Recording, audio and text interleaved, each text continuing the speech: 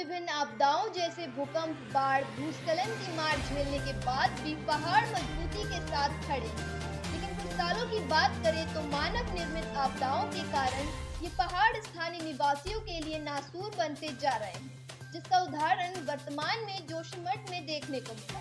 वहीं जनपद उत्तरकाशी की बात की जाए तो यहाँ भी विकास के नाम पर 4 गांव के अस्तित्व पर खतरा मंडराता नजर आ रहा है।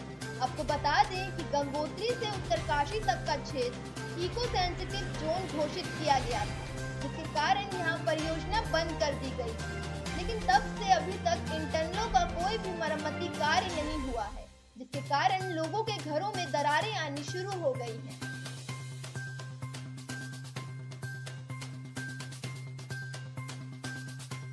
दर्जन से अधिक गांव में दरारें आ गई है और उसका हमारे पास सबसे बड़ा उदाहरण है कि पौड़ी के डीएम की अध्यक्षता में एक समिति बनाई गई है।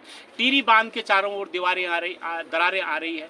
जगह जगह टीरी बांध के चारों ओर के जो गांव है वो टीरी जलाशय जो कि 42 वर्ग किलोमीटर है उसमें धंसते हुए नजर आ रहे हैं।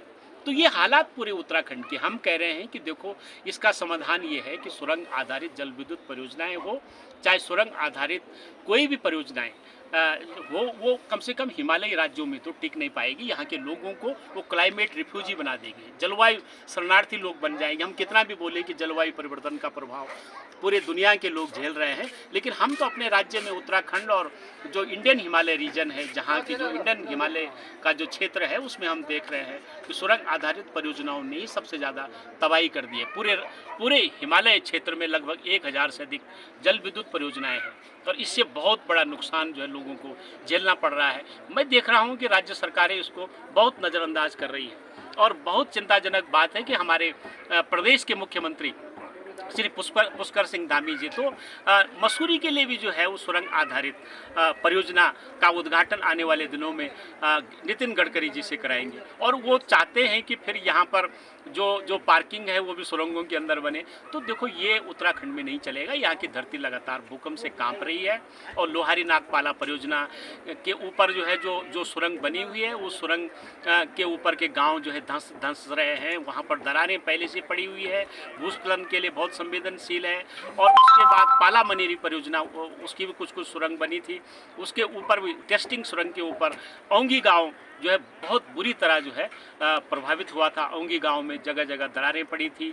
और फिर हम देखेंगे उत्तरकाशी जिले में ही जो है मनेरी भाली फेज 1 और मनेरी भाली फेज 2 में, जिसमें लगभग जो है वो 30 किलोमीटर सुरंग बनी हुई है दोनों परियोजनाओं से और वो चल रही है इस समय। इस परियोजना के ऊपर बसे हुए करीब 5 दर्जन से अधिक गाँव में जगह जगह हम गए हैं और हमने देखा कि वहाँ पर गांव के जल स्रोत सूखे हैं, वहाँ पर घरों में दरारें आई है। ये हालात सुरंग आधारित जल विद्युत परियोजनाओं ने उत्तराखंड में पैदा कर दी है।